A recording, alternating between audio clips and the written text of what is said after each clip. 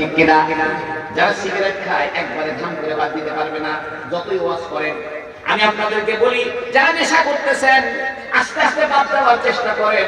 যখনই নেশা করতে মনে যাবে, 1 নম্বর আমল শিখাই দিলাম, ওযু করে নেবেন। অসুবিধা আছে? ওযু করে খান। এদেশে ছেলেমেয়ে কি খায়?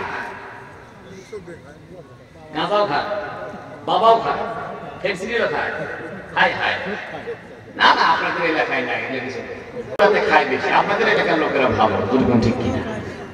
গাজীপুরের যুবকেরা, আমি আপনাদের হাতে পায়ে ধরে বলি, নেশা করবেন না, যৌনতা নষ্ট হয়ে যাবে, বহু রকম সমস্যা হবে।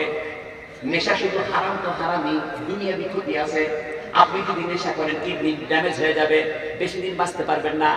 বেশি দিন বাঁচলেও বিভিন্ন রকম অসুখ অ্যাটাক করবে, কিডনি নষ্ট হবে, ফুসফুস নষ্ট হবে, ক্যান্সার ধরবে, বহু রকম ঝামেলা হবে, তখন বুড়া বয়সে কষ্ট পাবেন। ও মুসলমান বন্ধুরা আমার, নেশা কেন করবেন? আল্লাহর সঙ্গে প্রেম লাগান, আল্লাহর সঙ্গে ভালোবাসা লাগান। যখনই নেশা করতে মনে চাইবে, ওযু করে নেবেন, 3 বার ইস্তেগফার করবেন, পারবেন তো ইনশাআল্লাহ। আর যখনই নেশা করতে মনে চাইবে, আমি আপনাকে বলে রাখি, যদি মসজিদে আসেন, নেশা করেন 5 ওয়াক্ত নামাজটা যদি ধরেন, মনে রাখেন 5 ওয়াক্ত নামাজ আমাদের জীবনের শৃঙ্খলা ফিরিয়ে দিবে। 5 ওয়াক্ত নামাজ আপনাকে গুনাহ থেকে বাঁচাবে। ইন্নাস সালাতা তানহা আনিল ফাহশাই ওয়াল মুনকার। আল্লাহ কোরআনে বলেছেন 5 ওয়াক্ত নামাজ মানুষকে অশ্লীল অশোভন কাজ থেকে বাঁচায়। তাই যে ব্যক্তি নেশা করে করুক, কিন্তু 5 ওয়াক্ত নামাজ যদি ধরে নেয়, 5 ওয়াক্ত নামাজ যদি মসজিদে আসে, একদিন না একদিন নেশার থেকে বেঁচে যাবে।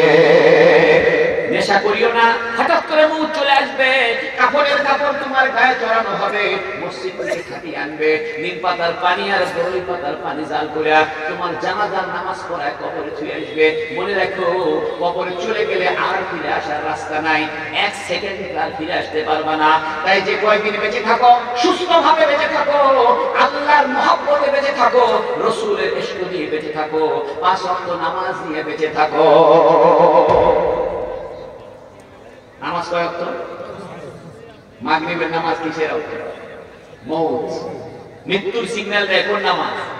এজন্য দেখবেন মাগরিবের নামাজের সময় আপনার আযান দিয়েই ইকামত, ঠিক না? দেরি নেই, আর দেরি আছে। এজন্য মানুষ মারা গেলে পরে আর দেরি নেই, মারা যাওয়ার পরই কাফনের কাপড় দিয়ে তাড়াতাড়ি কবরে ছুঁয়ে আসে। এরপরে কোন নামাজ? এশার নামাজ। এশা মানে রাতের খাওয়া। এশা মানে কি?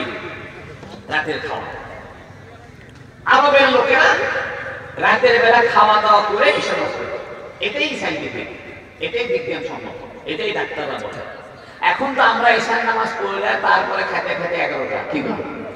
তারপরে ফেসবুক টিপতে টিপতে রাত 12টা, তারপরে মাশাআল্লাহ ফজর নামাজ শেষ। কিন্তু আমি আপনাকে বলে রাখি, ফজরের নামাজ যদি পড়েন, সারাটা দিন আপনার অন্তরে খুশি থাকবে। আল্লাহু আকবার। ঠিক।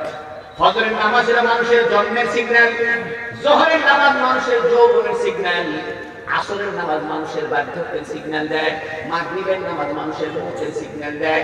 এশার নামাজ কি? এশার নামাজটা হলো, আমরা যে এশার নামাজ পড়ি রাতের বেলা পড়ি না দিনের বেলা পড়ি? রাতের বেলা। এশার নামাজের পরে যে অন্ধকার আরম্ভ হয়, এটা ফজর পর্যন্ত থাকে, ঠিক না? দিনের বেলা যে আলো হয়, এই আলোটা কি একই রকম আলো না কম বাড়া আছে? কম বাড়া আছে। সকালে একরকম, 10টার দিকে একরকম, 12টার দিকে একরকম, বিকালে একরকম, সন্ধ্যার সময় একরকম। কিন্তু রাতের বেলা এশার নামাজের পরে যে অন্ধকার শুরু হয়, এই অন্ধকার ফজর পর্যন্ত একই রকম, ঠিক কিনা? বন্ধুরা আমার, ভাইরা আমার, ওলামায়ে কেরাম কিতাবে লিখেছে, মানুষের মৃত্যুর পরে যেমন কবরে ঘুমায় থাকে